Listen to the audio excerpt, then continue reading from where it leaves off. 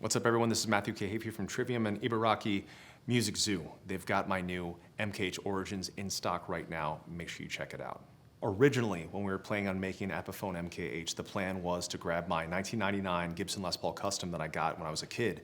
I sent that over to Epiphone. I said, model this exactly. Check the weight, the playability, the feel, everything about this guitar, and let's make it into the price point that is correct for our fan base and for our supporters, something that I can play the exact same guitar that comes off the music store shelf, that comes from the factory of Epiphone, and it's the same guitar that kids can buy at the music store. Because as a kid, I would always be let down. I'd say, oh, there's my favorite guitar player's guitar, but he plays the $5,000 or the $10,000 version, and that was a different version. So I wanted to make sure the same thing that I use is the same thing people are going to use when they pick it up in the store. So over the years, as we can see, the original MKHs did incredibly well, the 6 and 7 black and whites.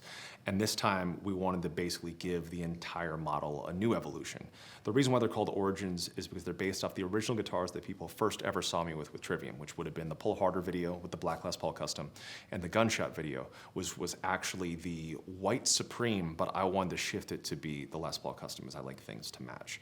So we took the MKH Epiphone that was already perfect, modeled after the old Gibson, and did some modern changes. First one, noticeably, is the new modern Cutaway heel. I love the way this feels because it's a mixture of what we felt with the old MKH, but also going back to the way a true Les Paul Custom feels. I feel the accessibility is much better for my playing style. Still currently on the 6th string, it's a 24 3/4 inch scale, which I feel it should be. I do have people sometimes ask me, Matt, why not 24 frets? I never really used 24 frets. I prefer 22 personally for 6 and 7. The 7th string did get an evolution. It is now 25.5 inch scale for the 7th string. So it's actually a lot beefier of a tone, heavier playing. It sounds incredible. Went with a thinner neck this time around. So the guitar is lighter, the neck is faster, the neck is thinner. The strap pegs are pretty amazing. It's these diamond style ones. So this way, when someone gets the guitar, brings it out of the box, they can put a strap on it safely and not have the guitar fall if they're jumping around at all.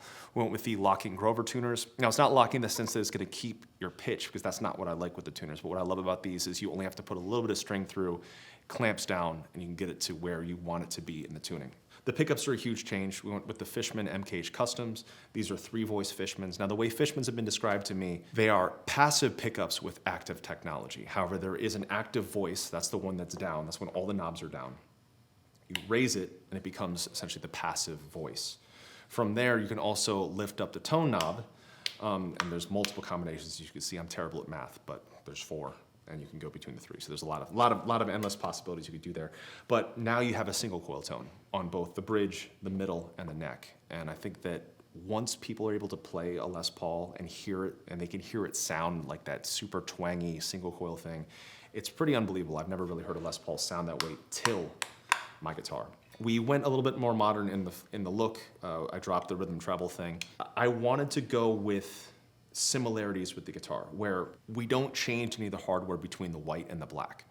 It's the same black pickups, it's the same gold hardware, it's the same black knurled knobs. Now, why knurled over the classics? I feel like sometimes the classics, when you're playing live, I knock them off. The knurleds, that's not really possible. I feel like they're much stronger, they're much sturdier.